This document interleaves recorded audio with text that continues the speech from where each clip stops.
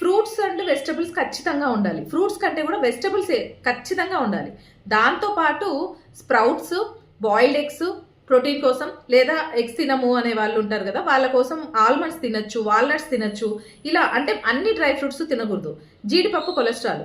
చట్నీ కూడా చాలా మైల్డ్ ఆయిల్తో కూరగాయలు ఎక్కువగా వేసుకొని సాంబారు, ఇడ్లీ అంటే మిల్లెట్స్తో ఇడ్లీలు, లేదా బ్రౌన్ రైస్తో ఇడ్లీలు ఇలా ప్లాన్ చేసుకుంటూ ఉండాలి.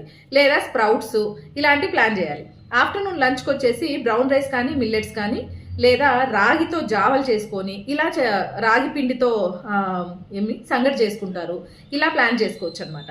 నెక్స్ట్ దాంతోపాటు ఈవినింగ్ స్నాక్ వచ్చేసి లెమన్ వాటర్ కానీ, గ్రీన్ టీ కానీ అలా ప్లాన్ చేసుకోండి. సాయంత్రము ఫ్రూట్స్ కంపల్సరీ తినాలి. జామకాయ చాలా హెల్ప్ చేస్తుంది డయాబెటీస్ వాళ్ళకి. అండ్ రాత్రికి వచ్చేసి మనకి మల్టీగ్రెయిన్ రోటీ తీసుకోవచ్చు. అవి కూడా లిమిటెడ్ క్వాంటిటీలో ఉండాలి. 3 గంటలకు 4 గంటలకు ఒకసారి తింటూ ఉండాలి. అండ్ కర్రీ ఎక్కువగా తీసుకోవాలి. అండ్ కర్రీలో ఎప్పుడైనా కూడా కూరగాయల కర్రీ ఒకటి ఖచ్చితంగా ఉండాలి. అండ్ శనగలతో లేదా ఇలాంటివి ఉంటాయి కదా గింజలు, వాటితో కర్రీస్ చేస్తారు కదా, ఆ కర్రీస్ కూడా మీకు ప్రోటీన్ ఇంటేక్ బాగుంటుంది అనమాట. ఇది 1 day meal plan for diabetes people.